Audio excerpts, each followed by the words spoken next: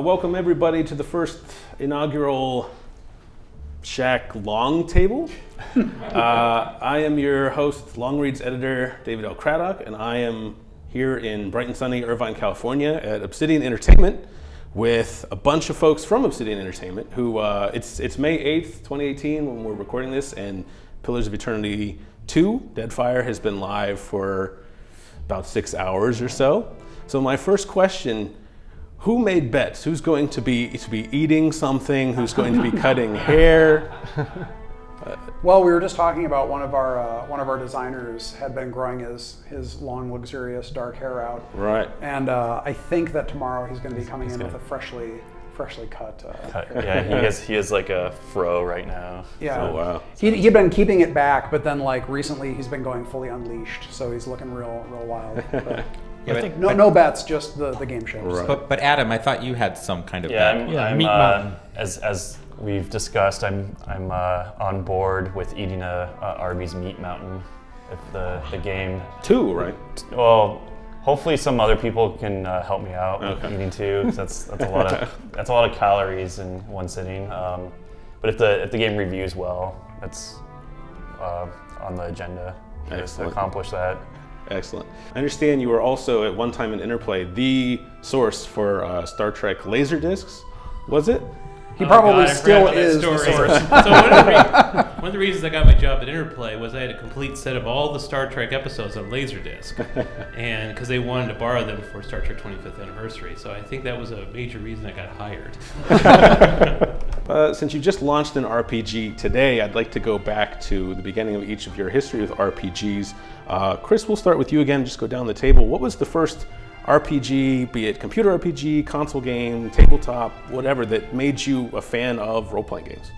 So my first experience with role-playing games started in 6th grade when I got the basic edition of Dungeons and Dragons, and me and my buddy sat together at night with the lights down low because we were up way too late, building our characters and figuring out how to make different adventures and stuff like that. And they were all terrible at the time because I remember a few of them. Most of them consisted of walking into a room and there's a big guy, and no matter what we rolled, you killed him and took like an entire treasure hoard, which was ridiculous. But that evolved over a long period of time. And when I was in high school, then I got into really awesome computer games like Bard's Tale and stuff like that sort of took D&D into the actual computer realm. So I started when I was a youngin', playing more Japanese RPGs. I think my favorites were probably like Final Fantasy VI and Earthbound, those types of games. And then I played a game called Baldur's Gate.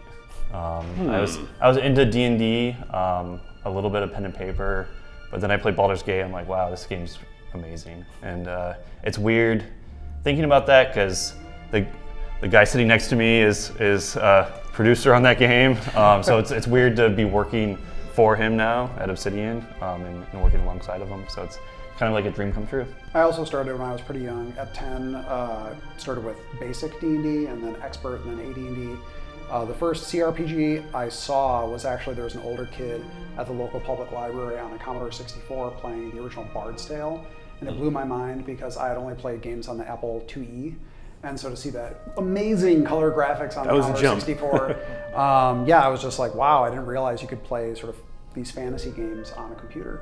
And yeah, and then from there I just played tons of tabletop games all through high school and college, tons of computer role-playing games.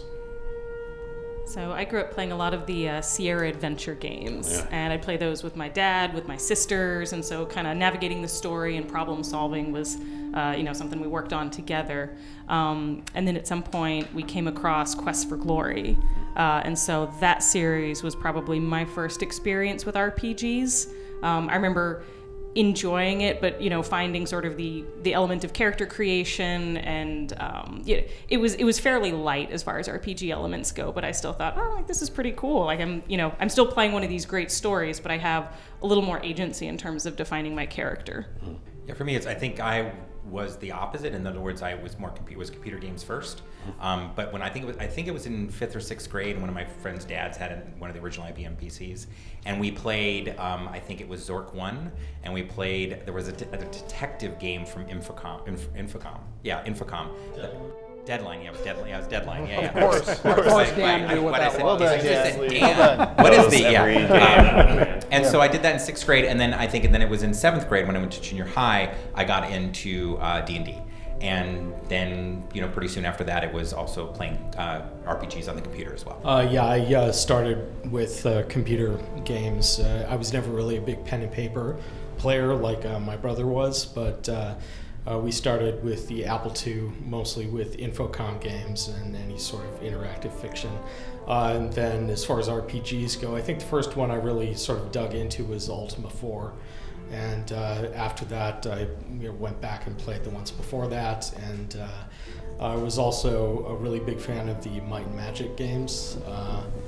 And pretty much anything I could get my hands on. Well, I started with D&D and Classic Traveler for pen and paper, and the ones that known as the Little Black Books, which I think was late 70s. And the first computer I played on was a Commodore PET, and then I got an Apple II, and we used to play Wizardry, and there was a series called Eamon, E-A-M-O-N, by, I believe, Donald Brown made those. He did them as freeware, and there was hundreds of adventures people made. We used to download those off of old with an old 300 baud modem and play those. But yeah, I think I'm the oldest one here.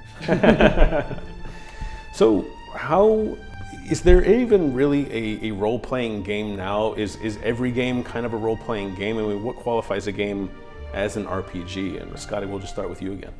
Well, I think they say anything that has stats is an RPG now, so that can pretty much be an action game. But I mean, really, if you don't have any character progression or any story, and they're just stats that are just going up, then I don't really consider that strictly an RPG. I think everyone likes to put RPG elements in their games, but we focus on story, and that's very important. And I think that's a big defining difference, at least for me.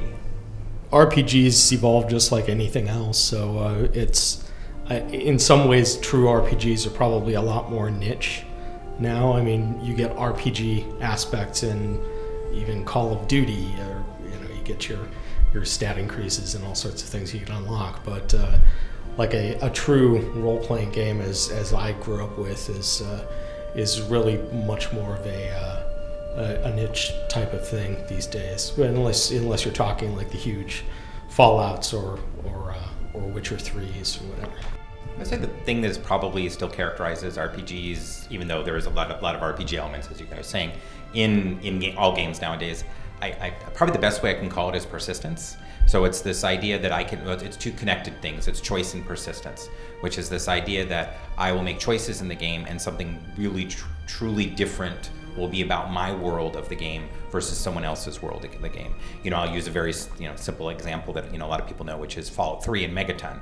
And that's not something that you generally see in other styles of games. You beat levels, you choose different guns, you do a lot of that kind of stuff, but you don't change something based upon how you play through the game compared to how everybody else is playing through the game. I'd echo a lot of what Scotty said about there being a lot of RPG elements in many different kinds of games now, which I think is really exciting. I guess I'd personally define an RPG as a game in which you progress your character and you have some element of choice in deciding how to progress your character. So you can see as your character's skills improve and as their ability to navigate and conquer the world around them improves based on your time playing and the choices you make while you're playing. For some reason, anytime this topic comes up, this is like an old sort of legend about the philosopher Diogenes. I think it was Socrates. Someone said, "What is a man?" And Socrates said, like, "Oh, it's a featherless biped." And so Diogenes plucked all the feathers off of a chicken and said, "Here is Socrates' man." Like whatever definition you give for an RPG, you can find some weird exception. I think I remember seeing a lot of people debate about what an RPG was. This was several years ago, and I was like, it's like you have a central sort of character that you can upgrade in all these different ways, cosmetically and mechanically. And I was like, so is your car in Forza Motorsport? Does that make it an RPG? I think that the narrower and narrower we get, the sort of games that Obsidian makes, where it's kind of narrowed down to a combination of you can define who your character is, both in terms of their mechanics as well as their personality. And that personality is something you can express in the world to change the story. It goes along with the persistence that Fergus was saying. Because the thing is, I would say that now, for a long time it was the mechanical RPG elements were being borrowed, whether that was upgrades or skill trees or things like that. But now there are a lot of games that actually do choice and consequence. But they're doing choice and consequence without any of the mechanical definition for the character. So you're playing like a static character where you have choice and consequence within the story. So I feel like RPGs are kind of, at least our RPGs, are kind of moving into this combination of defining the character mechanically in a personality way, and then also changing the story based on that. So I might say something kind of strange, but I think almost all games are RPGs. Like, you're playing a role, you're trying to escape, and play a different type of character that you're not in your normal day. Besides maybe the most like basic puzzle games or mobile games, but I would say like even like racing games or Mario or you know, you're there to escape. So I would say almost every game is RPG in some way. So I'm looking down the table at 7 great answers and thinking of how I can paraphrase things that they've already said. Sure. But no, I would stick with. You lost this turn order. Yeah, I did. So I really do think it has a lot to do with choice and consequence. I agree with what Adam says about all games being a means of escape and you assuming a role. I think in this case, when we're talking about genre definitions for games, I see the ability to make choices about my character, about the story, about whatever, and have those actually have meaningful consequences in the game that are rewarding to me. Are the things that I find, I think, most separating about a genre or the genre of RPGs from other genres. I still find it's interesting though that sort of choice and consequence. If you look back at the early '80s and the mid '80s, the CRPGs that we played, they didn't necessarily have a lot of that. They didn't. No. You know, you'd still be playing more or less the same way through the games. It wasn't until the early '90s, and I think the Gold Box games started to have a little bit of that choice and consequence. But again, it's about the evolution of the genre. Now we're talking about things that were in pen and paper games, certainly the choice and consequence and the freedom that the players had. But now we're doing it programmatically. It's odd if you think about it in a lot of ways, which is that it's almost like pen and paper role-playing games actually took the same course, which was, I think the original D&D stuff was chainmail, right? Original D&D was chainmail, which was really a war game. And so it went from being a war game into being you actually playing a role and playing a character and having choice and consequences if you had a good DM. And then, you know, video games or, you know, computer games basically followed the same course.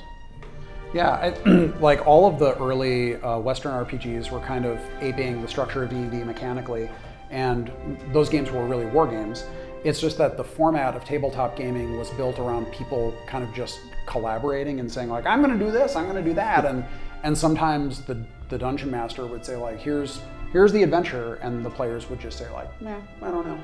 And you know, to his credit, to their credit, Gary Gygax and Dave Arneson left room for lawful characters, neutral characters, chaotic characters, and so they kind of created this space where people could screw with the story. And I feel like the Gold Box games started to have some elements of that, but for me, Fallout 1 was the first. Like, I couldn't believe when I finished Fallout 1 and I went online and someone was like, oh, did you get the good or the evil ending? And I was like, what? And then I went back and slaughtered everyone in my save game so I could get the evil ending. So, but yeah, it really was. It took a long time to get out of the purely tactical combat, sort of strategic character building phase, and into the combination of that with the storytelling choice and consequence. I'll pitch this one out to Josh and Carrie, and then anyone else who'd like to chime in can feel free to do so. As you've worked on RPGs for however long, what would you like to see RPGs, not just your own, but the genre in general, do more of in terms of mechanics, in terms of character development, in terms of narrative? I was going to let you go first. No, I mean, I realize, so we've all been talking a lot about, you know, choice and consequence and like a world that evolves around the player and seeing that persistence, and it's a lot easier to talk about than it is to do. And I think, you know, recognizing, you know, the limits we have as designers and, you know, the limits of, you know, what we can do programmatically while still feeling like you have an authored story, you know, that's, you know, not pure random events popping up here and there. I think implementing that kind of choice and consequence well, creating a world that is that feels like it's living and breathing, and that it's reactive to your presence, but that is not sort of pulling you into detail for detail's sake. I think that's something I'd like to see us continue to evolve in and continue to do well at in our genre. I want to see other settings. I want to see more modern day and contemporary stuff. I want to see more sort of naturalistic, non-magical. I want to see non-European, non-American settings, non-Japanese settings. I think that RPGs, by and large, still, including Pillars of Eternity for the most part, stick to very traditional sort of trappings for role-playing games, but there are a lot of really cool role-playing games that aren't fantasy, that aren't sci-fi. They can take a lot, and in this way, like, there's a lot of stuff in the tabletop space where people just make crazy stuff. Like Fiasco is a role-playing game that is very interesting because you're collaborating to create the plot of a Coen Brothers movie that you make up on the fly, which is like, it's stuff like that, but I think it's really radical and interesting. I also think system-wise, we can, a lot of people think about RPGs in ways being able to mechanically define your character, but the way in which we define our characters mechanically typically revolve around combat capabilities and things like that. Maybe combat, stealth, and conversation. But I think that with a different focus, you could really do something very different. One game that's in development right now, Disco Elysium, formerly No Truce with the Furies, is really trying some real like avant-garde stuff with making an RPG, and I would like to see more developers just really try to push the boundaries of the settings that they use, the stories that they tell, and the way in which you can make characters. I'd kind of like to see games that have elements of choice and consequence that are not 100 hours long, because as much as I'd like to delve around in there, you only have limited time. So there are a lot of indie games that are sort of going in that direction where you get a lot of choice, but the game is only 5 hours long or something. We've kind of dabbled in that a little bit with Alpha Protocol and Tyranny, which both are not massive games lengthwise, but are replayable to get something out of it more than one time. So I think that's another direction that games could go to to respect the player's time for folks who just can't devote that amount of time to a massive RPG. Going back to a little bit what Adam said, just about, I think games and role-playing games are about escape, and the more, and what's a great way to escape, when I'm watching a movie, like I become the role of the, I'm kind of like I have empathy towards the person. If they're a hero, if they're a villain, I feel different about them. Maybe that's different for some people, but I think for a game, the more that we can do our job of making the choices that we offer them as varied as possible, so players can truly choose to be who they want to be in our worlds. And that's hard because that's just exploding all the potential stuff that we have to do. But the more that we can make them feel like they get to be this character they want to be, then we've done our job of letting them escape. So everyone here has worked on some pretty big games, and I think that this next question kind of springboards off of Dan's points, where it seems almost like an RPG's length. I remember this was especially true during the 16 and 32-bit days, where on the back of PlayStation discs you'd see over 90 hours. So I'll start with Chris, since you've worked on such a wide variety of RPGs here, post-apocalyptic settings, the town of South Park, Alpha Protocol. How do you go about building a game world that feels full and that there's a lot of stuff to do, but without padding it? Well, I think the important thing to consider is what is the goal of the game that you're making. With South Park, for example, I think most people finish playing that game in maybe 14 hours, maybe a little bit longer than that. Probably several people finished it a lot shorter than that. But I think it delivered everything that anybody wanted out of a South Park role-playing game. It gave you all the different ways to take your character and involve him in all these different, or her, in all these different elements of the world and all of these different elements of the IP, and did it in a funny way that was respectful to the show. And I think that was a perfect length for that game. I had many people tell me it just left them wanting just a little bit more. Whereas sometimes some of our games are very, very long, and a lot of people just never get around to finishing them because there is so much content.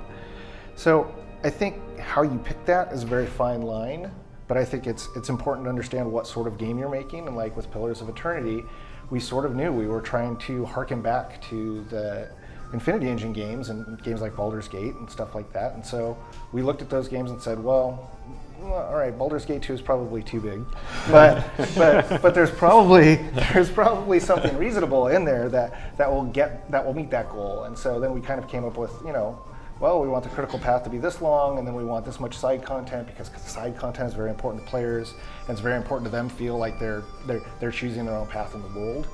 And so then you go forth and you do that, and you say something like, we're going to have a 20-hour critical path and 20 hours of side content, and then because we're Obsidian, it winds up being 40 hours of critical path and 40 hours of side content. And I don't know, that's just kind of how we've gone about doing it, is just kind of trying to set targets that we think are going to meet our expectations and the players' expectations, and then go out and do that. Yeah, and I think it's an iterative process during development. Like, we're always playing through the game, and on the White March, we felt like there's a few areas that were paced too quickly, so we're like, hey, let's take a step back, maybe we need to add like a dungeon or an extra environment to explore. We did the same thing on Pillars 1, we did the same thing on Pillars 2, where we felt that there's maybe not quite enough side content, so we went back to the drawing board and we discussed ways of fitting that into production and adding a couple more side dungeons for the later game content, just because we felt, it didn't feel like there's quite enough to do when you're between like levels like 15 through 20, so like, why don't we see if we can figure out how to make a couple more dungeons for the player to explore. A lot of it has to do with feeling, and it's something that we, like you said, we iterate on. We feel it out over the course of the game. With Deadfire, there was such a big exploration on exploring the world map.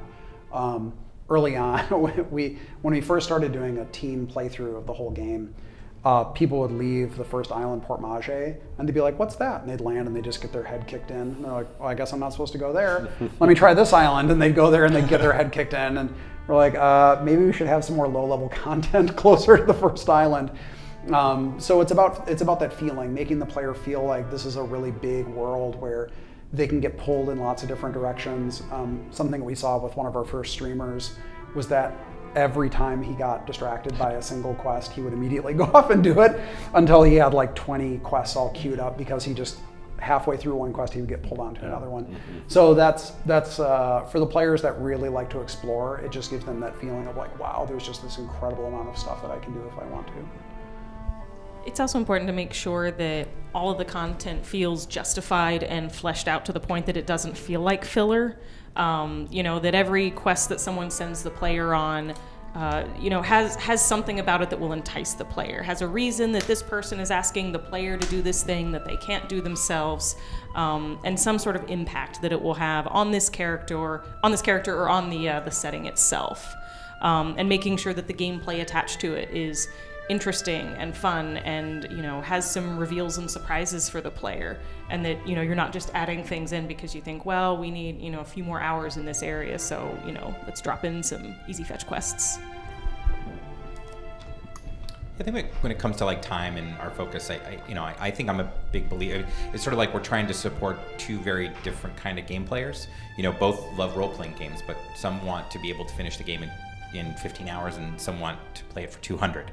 And so it's an interesting thing that we're trying to always support, and I think a lot of it, how we try to do it, is with a lot of side content and things like that. And I think, that's what I'd like to see us do more of, if possible, is just kind of really try to go, okay, how do we support these two types of people, and how do we do it in a way that's not just a bunch of filler stuff, not with, procedurally generated stuff and things like that. But then also acknowledge that supporting the 10-hour person and the 100-hour person is not probably possible, and because it's because we'd have to do too many things in either direction to make it hard for that for the other side of the person to enjoy it. But I think it'll be interesting. I mean, it's just kind of really looking at like, how much content do we really feel needs to be in a role-playing game? I think a good example of that, by the way, is like Alpha Protocol, because Alpha Protocol was actually sized specifically to what we thought the game needed.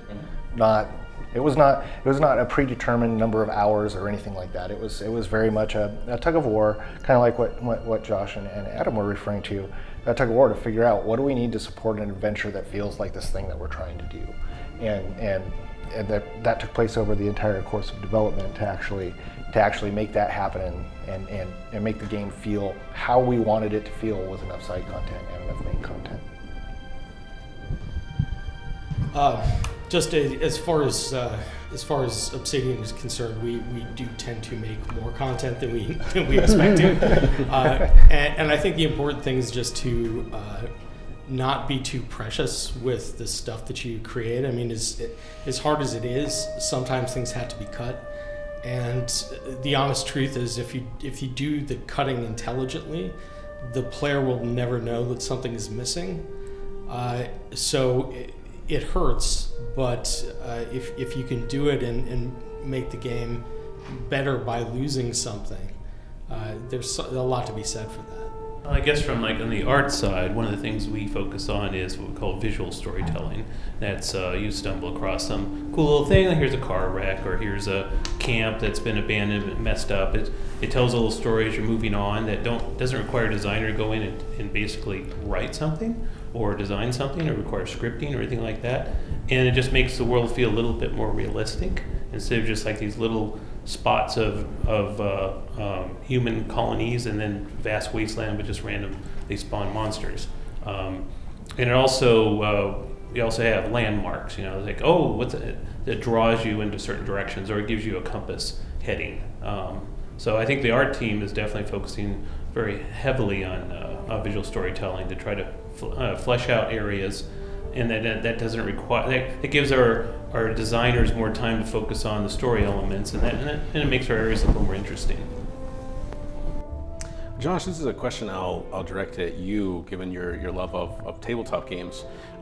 It's funny, as we were having lunch earlier, you were all reading reviews of Pillars 2, just came out today, and you said it was kind of funny. There was this juxtaposition where one guy said, there sure is a lot of writing, but I like the writing, or it went something like that. Yeah. And this is, of course, a style of game that evolved directly from pen and paper games, where you had a dungeon master who was in charge of painting this entire tableau for the whole experience.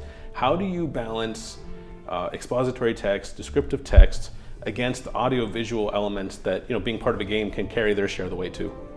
Well, I think the focus for us, especially on the sequel, was to try to tighten the dialogue. We wanted the player to really feel like each piece of dialogue that they got was really like essential and rich and very strong. And we gave each other a lot of feedback when we would, on the writing team, when we'd review each other's work, where there's a lot of recommendations like cut this down, like remove this word, like you don't need this node, like you can bring it on down even more. And still make it very strong. I think that often, because of the size of the games that we've made in the past, there is an emphasis on writing too much dialogue, and we have an enormous amount of dialogue in this game, but it's split up over more characters and it's split up more intelligently, I think. And I think that one of the really nice things about this project was that we did have time to review each other's work and edit our work down, which makes a big difference, because we, especially in the case of not every single role-playing game that Obsidian makes is like this, but for the Pillars games, we write these games for people who like to read. And obviously the voice acting and the portraits and the little cutscenes all help a lot with that. But ultimately we feel like people want good writing and they want to be immersed in it.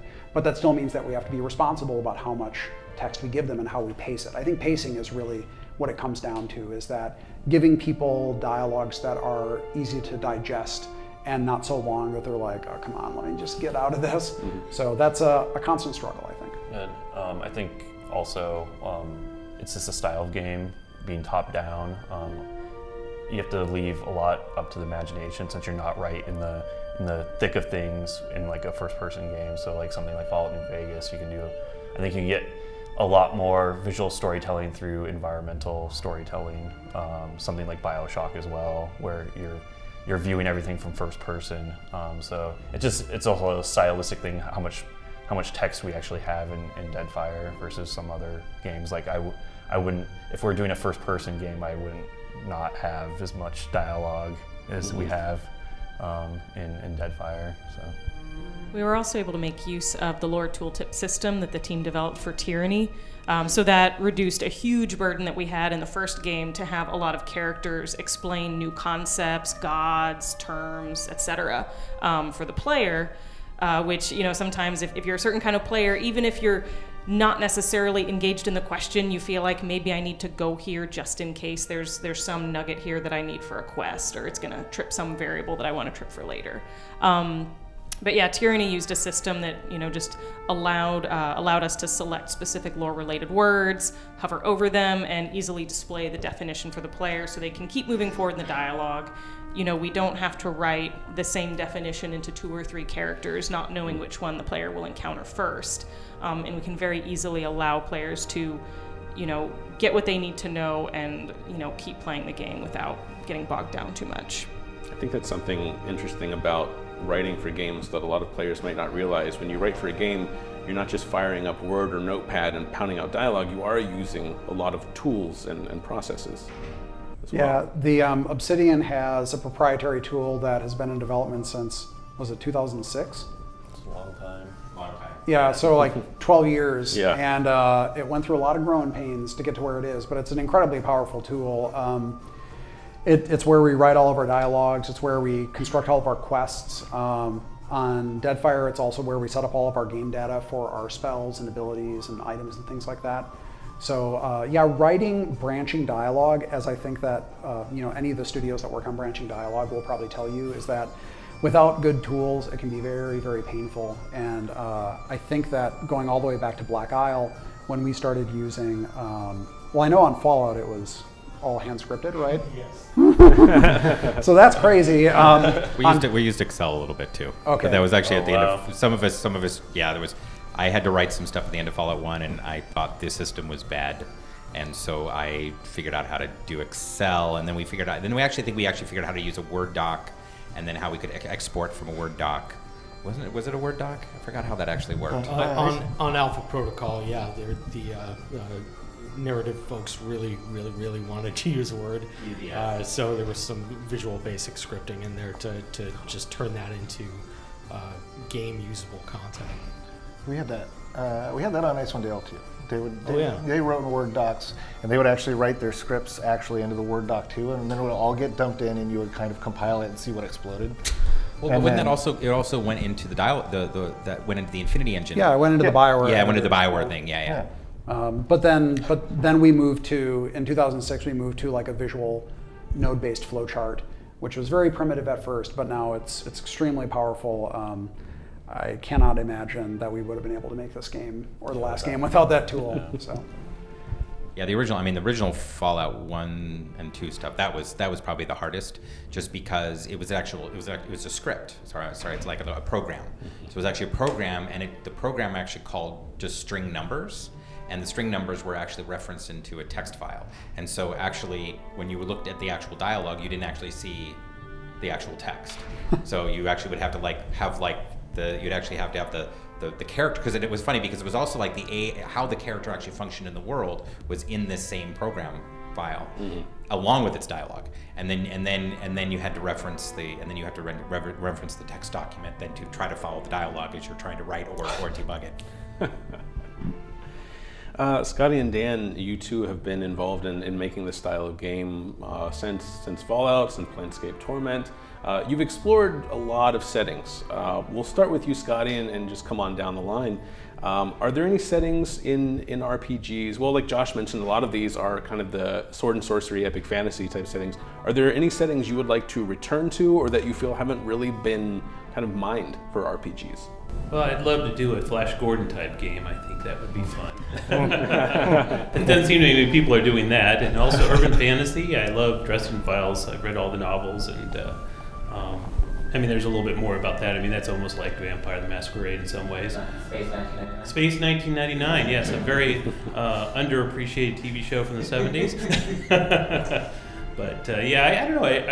I would like to, fantasy. We always we primarily focus on that, but wild sci-fi would be kind of interesting too. I mean, you go watch the Buster Crabbe, I believe that's the right name, actor that played in a lot of those serials, and or Sam Jones in Flash Gordon. So I'd love to see something like that. I mean, one of the problems you have, one of the things you have to be concerned about is this something that other people want to buy? If I'm the only one that's going to buy the game, that's not so good. So. I'd like to see more horror style games, and any subgenre of horror, really. I mean, there's been plenty of vampires and things like that. But okay, a slasher RPG, how would that work? Cthulhu-based RPG. I'm sure there are some out there, I think, but they're just there's a whole slew of types of horror that I think could work in an RPG setting. And I definitely agree with Josh that something more real world would be interesting too. And that's one of the reasons that I think Alpha Protocol is still a game that people go back to, in addition obviously to the story and the branching. It's different. It's espionage. It's modern day. It's just different. There's probably like 3, but 2 are kind of not exactly the same. But I've always liked Deadlands, which is the sort of like it's sort of like, I guess, it's an urban fantasy western, I guess, is it's like zombies and other stuff in a western. I think a western, I don't know if we'd ever make one, but it would kind of be cool. I think that western would be cool. I like urban fantasy as well, and I don't mean so much in sort of the vampire romance type of thing. I mean just more of that kind of let's call it near future. Where maybe there are elves and orcs and stuff like that. So almost like Shadowrun to an extent. And then I really would say is I really like the idea of that sort of near future Blade Runner. Maybe there's orcs, maybe there's not orcs. But I think that would be a lot of fun to make. I think there's a lot of fun concepts in sci-fi too. I think a space opera would be a lot of fun. You can obviously go really big with something like that, and be just as imaginative as you can be with fantasy, but try out. I feel like you're less constrained by genre expectations in sci-fi, and so there's a lot you can do there. Mikey Dowling, one of our community managers, has a wonderful idea for a wrestling RPG, which would be pretty fun in real world and not something we've seen before. Even though it is still fantasy, I'm always, just because I love the 1992 RPG Darklands, I've always been a big fan of like late medieval, early modern Europe, that's like low magic, sort of like historical fantasy, I guess, actually set in sort of late medieval Europe.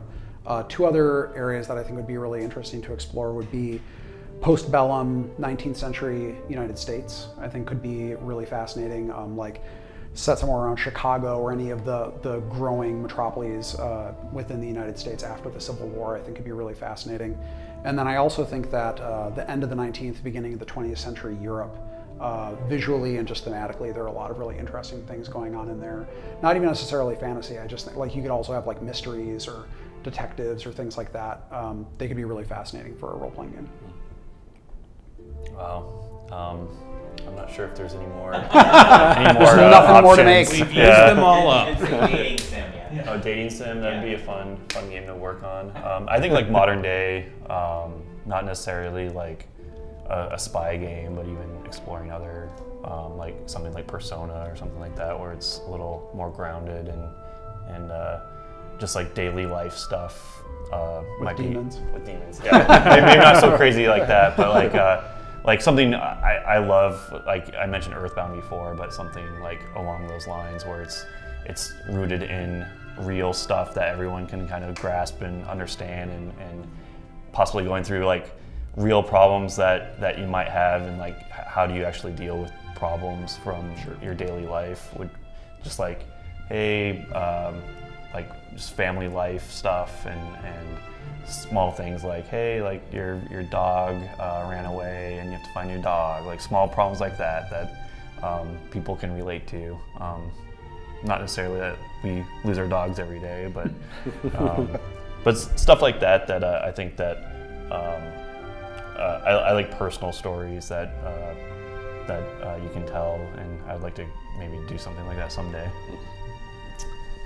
So I'm gonna go right back to horror. I've wanted to make a horror role-playing game my entire career, or have somebody else make a horror role-playing game that I can play. The other thing that I'll bring up, I don't think it's commercially viable, But there are certain TV shows like Lost that I think would make a really interesting psychological role-playing game. I don't know how you work combat into that, or even if you want to, but I think some sort of psychological role-playing game where you have a bunch of characters that are stuck in a really difficult situation and suffering from things like hunger and thirst, not in a survival fashion, but in a way where their interactions make them heighten all of their emotions and their emotional states. And your winning or losing has a whole lot to do with how crazy everybody becomes. Like, just sounds like something that would be cool. I think it would be a really big challenge, but I've always sounds like a lot of fun. I've always kind of wanted to do something like that. So yeah, one of the things that I've always thought prevented companies from making RPGs in, say, the modern day or some other sort of setting is what, if anything, can you replace combat with? In a modern day setting, if you don't want to be having people killing each other, like what do you replace that 30 to 50% of the game with? Is it then all just dialogue and things like that? So getting some ideas about what we could do there, keep the game active and fun without necessarily requiring combat skills. I think that would be an interesting way to go. I'll start with Chris and Fergus for this one. I'm sure it wasn't anything so formal as bringing stone tablets down from the mountains and saying, this is Obsidian. But when you started the company, over the process of working with these different licenses and different themes, over the years, have you found any through lines to your RPG? When you start out to make a project, is there anything that says, okay, if we're making an Obsidian RPG, it must have X, Y, and Z to be an Obsidian RPG? Yeah, I'll start. Okay. So there's a few things. Number one, we know we want to focus on the story experience and the narrative experience for the player. We know that we want the world to have persistence, to have consequence for the player based on their decisions. We want them to feel rewarded for those decisions and not penalized for them, so that players always feels like they are progressing along some sort of personal growth vector, whether that's just via stats or whether it's specific interactions within the world. I think going beyond that, everything is really sort of negotiable in terms of what makes the most sense for whatever sort of game that we want to make. And as long as we stick to those things, at least in my opinion, I think that we're focusing on what makes an Obsidian game an Obsidian game. And this doesn't apply to every game that we make, but I think we do try to figure out how to have games with companions. It's a strength of ours. We feel they're a great way to help tell the story, have relationships with, and all those kind of things. So I think that's important. And this probably builds, just kind of adds on to what Chris was saying. But I think an important part of choice and consequence is the reactivity to that choice and consequence. And so I think that's something that's really important. We want, in other words, that when you do something, we want that positive reaction not to be just it can be a trait that you get, or it can be a new weapon or something like that, but also it could just be something that changes in the world. And so again, it makes you feel like Josh always says this. It was a word I think when he started saying it, I'm like, oh, there's a highfalutin design word, which was agency, and now I use it all the time. So, but I think that's it. It's giving that player agency to do stuff in the world, and then have the world react to it, actually visually react to it, having things to do with you, having your companions react to it. And I think that's something we try as much as possible to go through all of our games. Josh, is there anything you'd like to add to that as game director? I think that covers most of it. I do think that another thing that we look at is we try to really think, for me anyway, I like to go back to the tabletop environment, and I think about if a DM were sitting across the table from me telling me the story, what are the range of ways that I would like to be able to react? And that kind of informs how I think about player options, whether it's player options in a quest, player options in a quest, how to resolve a quest. There's something about the range of expression. If the range of expression is too narrow, you get back into that place where you feel like like you don't really have the agency to really decide who your character is, not just in terms of mechanics, but also personality. Like if I want to be a jackass or if I want to be stoic. Like one of the things that was really cool in Tyranny is that glare silently became such a popular option in dialogues, because they're like, that's my vibe. Like I want to be this person that just sort of like glares at people and acts weird. So it's kind of about trying to embody that sense of, there's no DM there for you. So we as designers have to try to create that space for you to play the character in the way you want to play it. Another thing that we think about a lot more now, I think, is not just short-term reactivity, but also long-term reactivity. So players tend to respond very, very strongly when they make a choice and they see something that happens in the world right away, and then later, maybe it's 3 hours, 8 hours, 20 hours later, there's yet another consequence. Or sometimes it's in the next game. I actually did, hopefully this won't spoil too much, but there is a reactivity where in Deadfire there's something early on in Pillars 1 there's a choice you make in Pillars 1 that gets responded to early in Deadfire, and you can kind of keep going with it, and then way, way later, almost at the end of the game, it can still come back, that choice from the first game, and bite you in the ass. So even though sometimes it can kind of disadvantage the player, players seem to respond very positively. That sense of, this is not just about the end of the dialogue, having a little thing that said, oh, I ended it this way, but then seeing another consequence, maybe an act later or 2 acts later.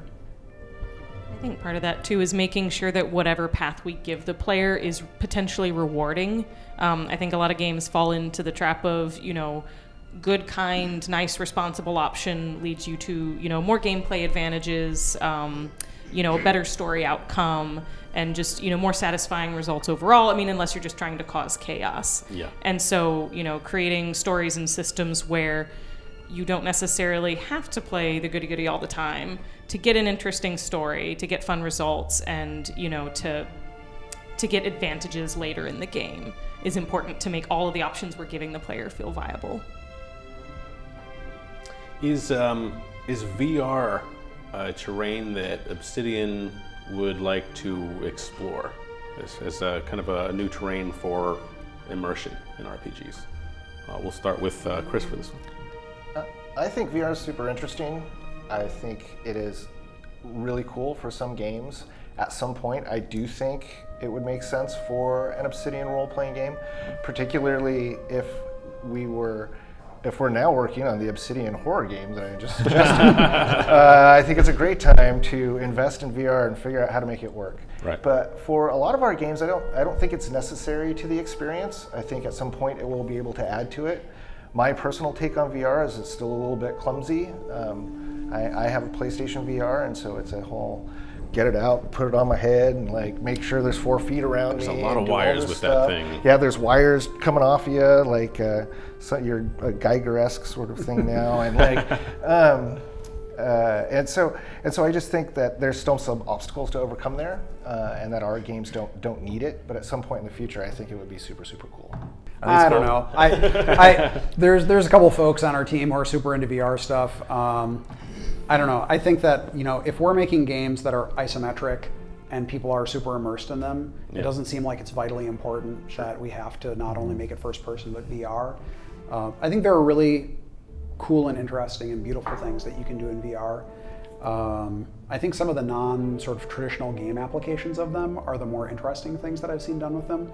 I think the more that I've seen people try to shove, traditional game genres into VR, the less successful I've seen it be, as opposed to people that are like, what are the cool and unique things about VR, and what can we do with those without really coming into it with the preconceptions of what games are supposed to be. Sure. So I think it has neat applications. I don't think it's necessary for RPGs until someone thinks of a fascinating, sort of really interesting style of RPG. If that happens though, I don't think it's going to look a lot or feel a lot like the RPGs that we've been making. I think it's going to be a completely different experience because VR is a completely different experience. That's the whole point. Yeah, one just kind of side note. I agree with all. I think VR is for us is something we'll keep on looking at. I did something in my head though is a little bit of what and is a little bit of like, and it's kind of, you know, Josh is really interested in well, a lot of people on the team, but Josh in particular, you know, are like, do we want to make a fantasy turn-based game? And, you know, and I want to call it like I don't mean like it's like an Army Men game, but I'll kind of use it as an example. Like, and I think it's like, I know one of the things that I played that I really enjoyed was Defense Grid on my Oculus, you know, and it was like, at first I'm like, I've played Defense Grid, like how can it be that much cooler? But it was just kind of fun to play this, you know, tower defense, like where I could actually move my head around and I could see the stuff, and, you know, and they had a little game thing, you had to look around to find some stuff, but, and then made in my head, it then said, well, what happens, you know, I used to play miniatures, right? I used to play Warhammer 40K, and actually that was the one that I mostly played was 40K.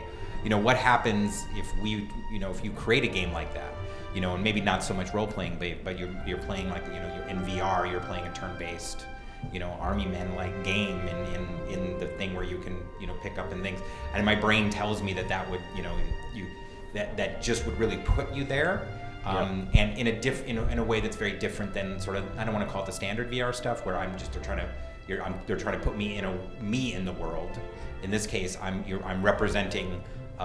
With the Army Men thing, I'm representing a world, like this fantastical world of me playing a miniature game in a way that I could never do in real life. A lot of people want to know, despite the success of Pillars 1 and 2, and you develop these complex rule sets of your own, it seems like there's always that demographic who says, will you ever make another D&D or a D&D based game? Josh, is that something you would like to do? Do you think that's in Obsidian's future, or are you going to be kind of focusing on creating and sticking with your own custom-made rule sets? Well, now that I actually got a chance to make my own tabletop rule set, I'm going to keep working on that for a while. But I mean, like, there's a lot of people here that love D&D, and we, you know, I think we still have like 3 5th edition campaigns that are going with different people at different times. Actually, a lot of people playing all the campaigns. So I certainly think there's a lot of love still for it, but one of the reasons why we made Pillars is so that we could have a fantasy IP that was ours to sort of make, and I'm certain that Fergus would be interested in working in D&D stuff in the future, and I'm certain there's a lot of other people at the studio. I've made like 7 of them, I think. So, so I've kind of had my fill. I'll keep playing those games. I'll have a lot of fun doing it, but for me personally, I like to work on my own tabletop stuff. Sure. Carrie, as a narrative designer, I know that one big thing a lot of players talk about in RPGs is they love building their own character. They love meeting companions and other side characters because they form these attachment to characters, and they feel like, you know, finally there's someone out there I can identify with. I don't feel so alone.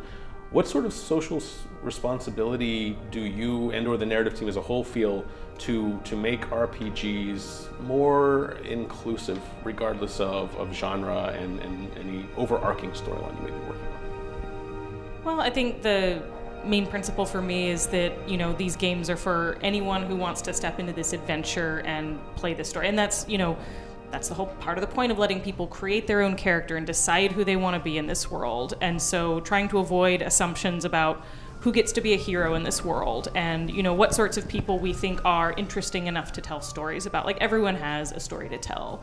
Anyone can be a hero in this world. Anyone can be an interesting and compelling character. And so I think, you know, making sure that we're including a lot of different types of characters from a lot of different, you know, stations in life that have a lot of different roles in this world.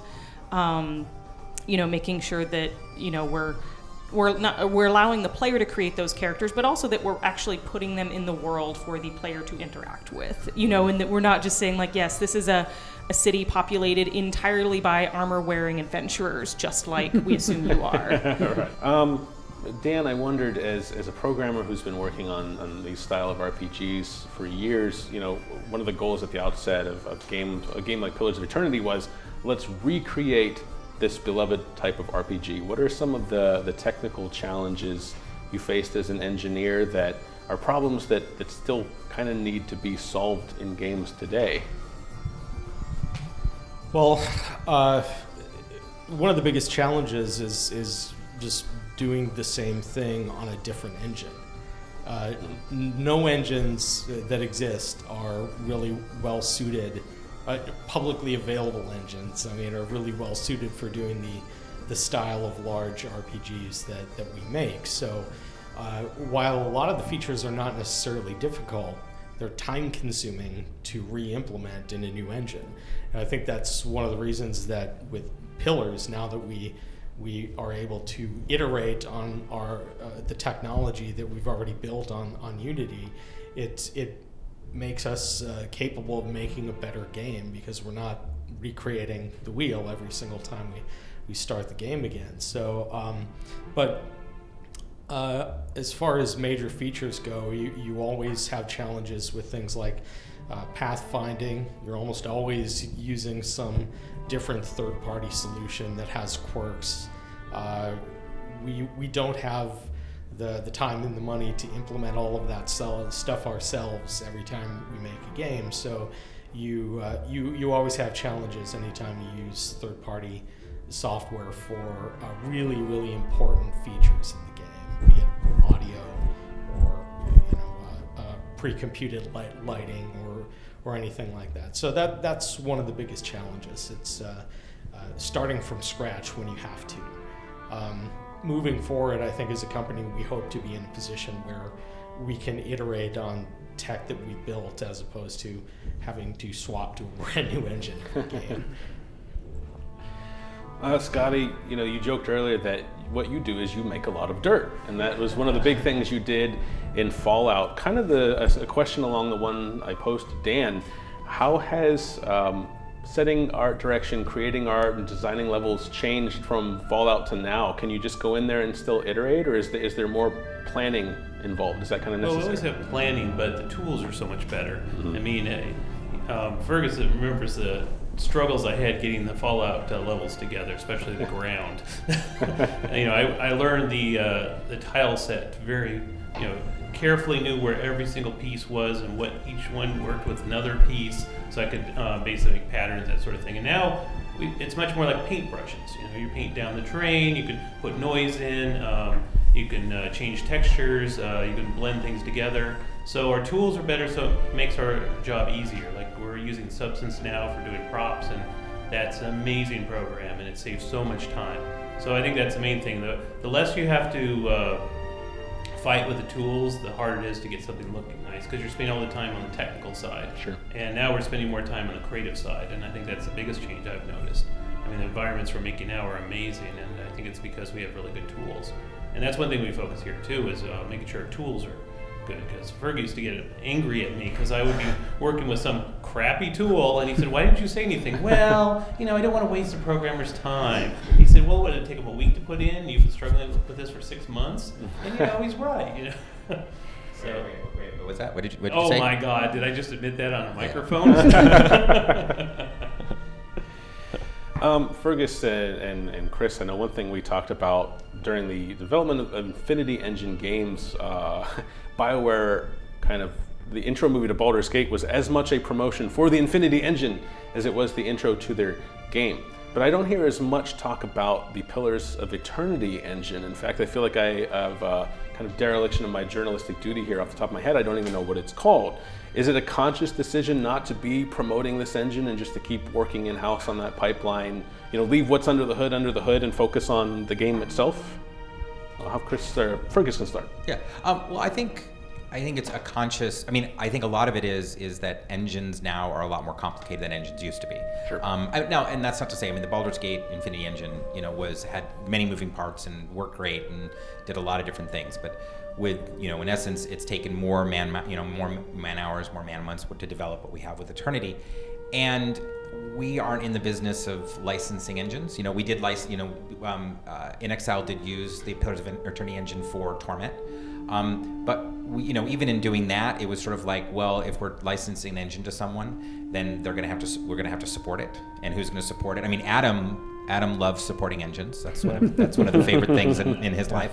And so we kind of made a conscious decision of like, do we want to be an engine licensing company? That's kind of what Unity and Unreal do and Epic do, and that's a major part of their business, and they have hundreds of people who do it. We're really here to make games and make our games, and so we just never really felt that the Pillars of Eternity engine, we've never tried to market it as its own piece of technology for other people to use. No flashy intro movie. No, there's no flashy intro movie.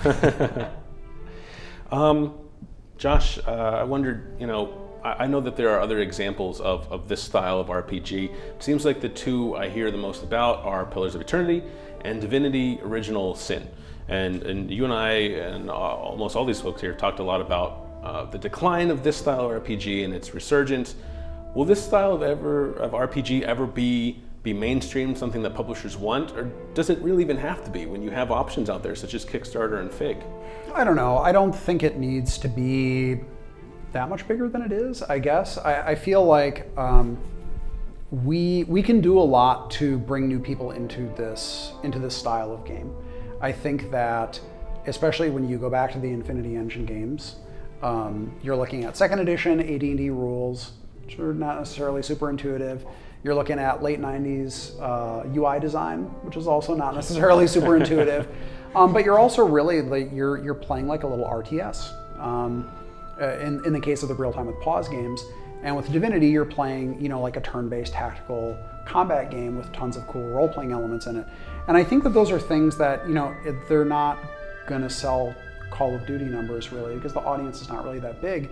But I think the nice thing about the wave of crowdfunding and the games that followed it, whether it's ours or Larian's or Nine Exiles or Harebrained or any of those other companies, is that we showed that there's enough of an audience there to make really good games that make money, and that we can keep making these style of games. And I'm sure that Fergus would always like them to make more and more money. But I think the nice thing is that in my mind, I'm not super concerned with reaching like this crazy wide audience. I do want to bring new players and younger players who haven't experienced these older games into the style of game, because I think it can keep going like indefinitely as long as there are people who are interested in it. So in that sense, we always do have to kind of look at whether it's our UI design or how we present and stage combat or any of these other things to keep bringing new people into the genre. But I don't think it needs to be something where, Pillars of Eternity, 3 or 4 or 5 or whatever needs to sell 10 million units. I don't think that's really necessary. Only 10 million. Only 10 million, yeah. So my final question for you all, we'll start with Chris and go down.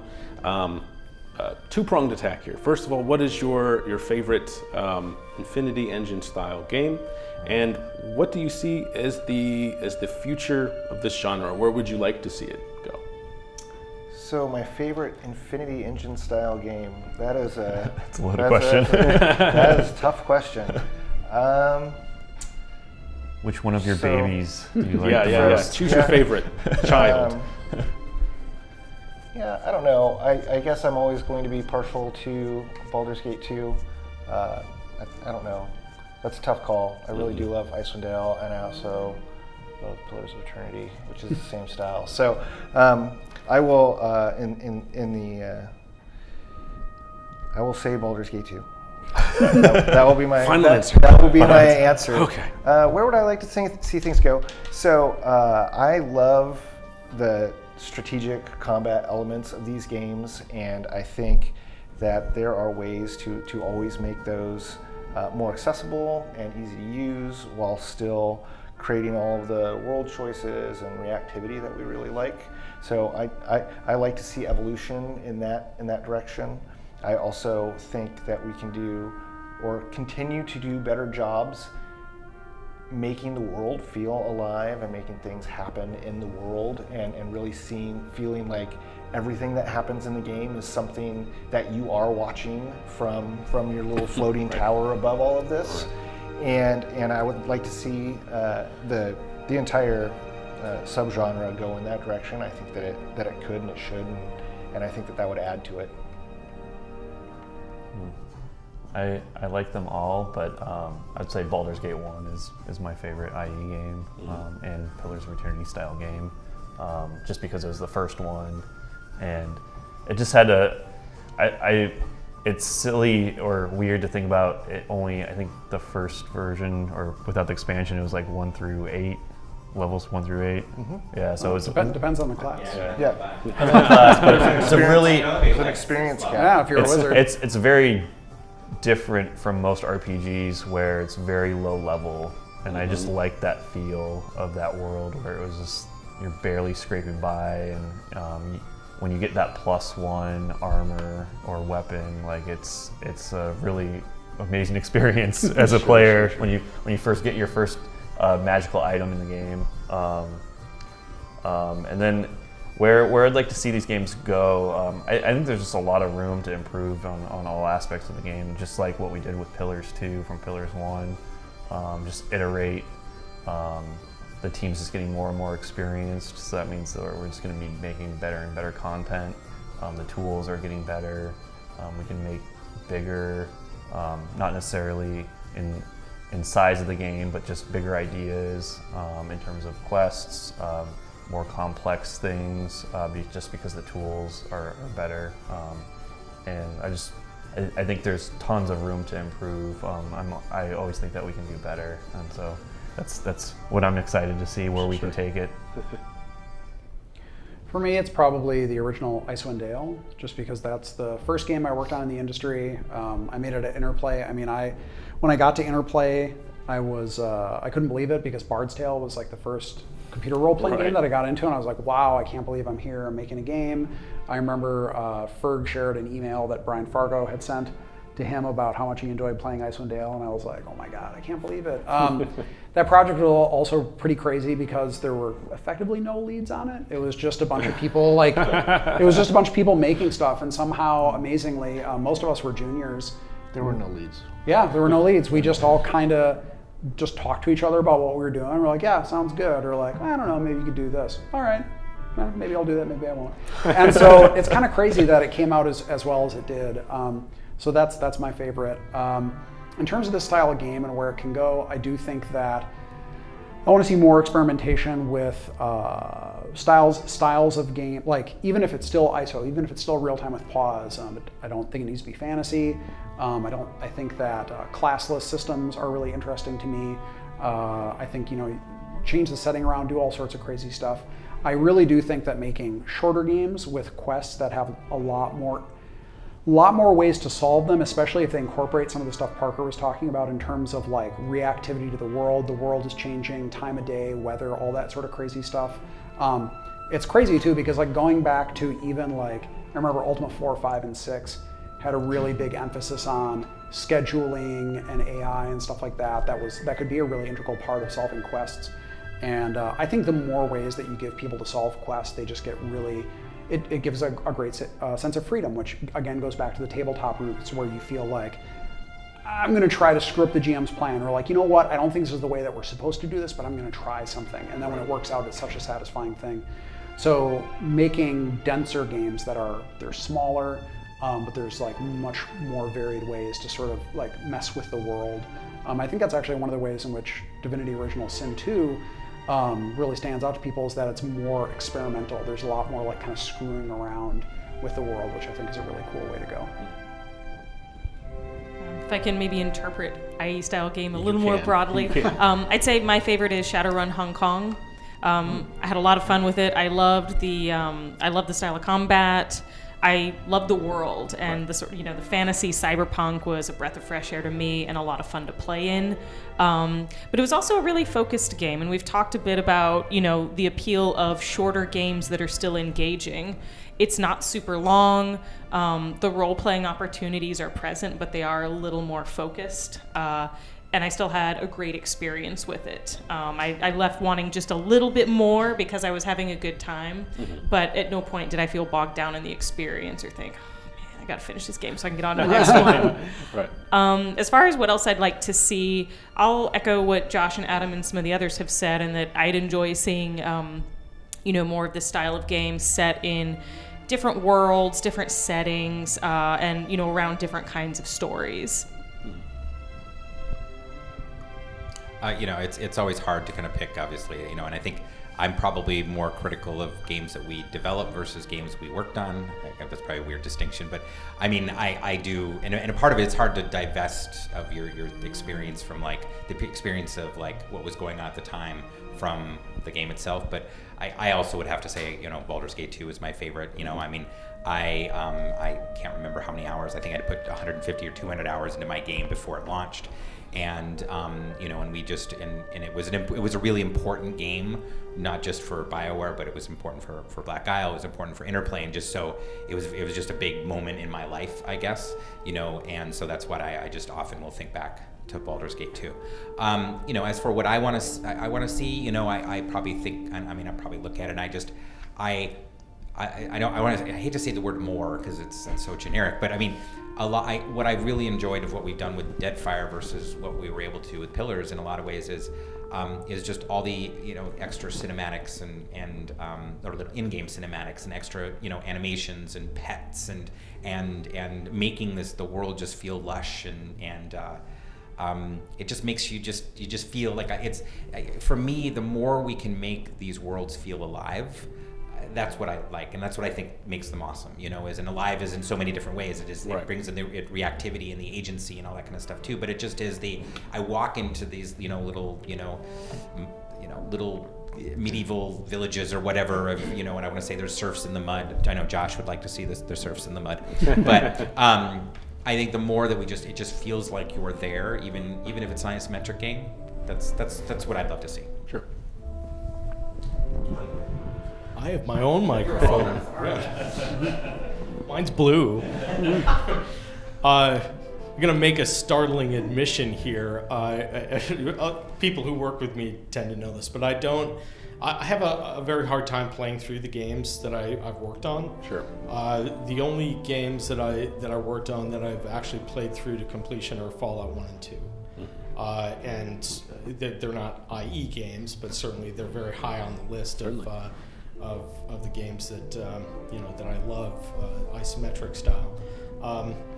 As far as the ones I've worked on, though, I'd probably just say Planescape Torment because again, it's so different. The art style is fantastic, and the characters are great. I had a lot of fun working on it. So, as far as what I'd like to see, I have a very different answer than everybody else, which is that I think every role-playing game should be forced to be a first-person grid-based dungeon crawler. There are not anywhere near enough of them now, and I just love them. So, all right. We have to get on that.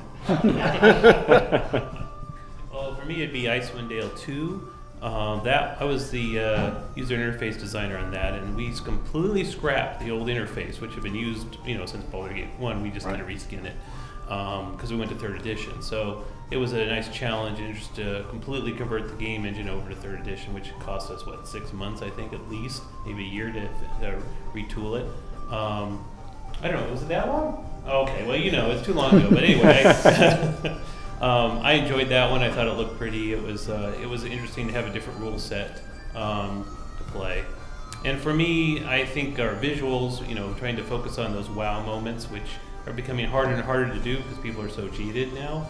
But when you walk into a new environment and you say, "Oh my God, that's amazing looking," and you know, the Deadfire has that, which is nice to see because it's hard to make fans just go wow. There, that's a stupid way to end us. but Scotty, most importantly, by saying Icewind Dale 2, we now have covered every Infinity. Did we cover everyone? Yes, we did. Well, there you go. Good job. I did that on purpose. We still love all of your shows. There we go. Yeah. Well, thank you, everyone. I know I've thanked you all individually several times, but thank you again for hosting us over the past couple of days. It's meant a lot to talk to you all. I have a great deal of respect for all your work, and that will do it for this inaugural edition of the Shacknews Long Table. That's what we're calling it now. And thanks again. Thank you. Thank you. Thank you. Thanks.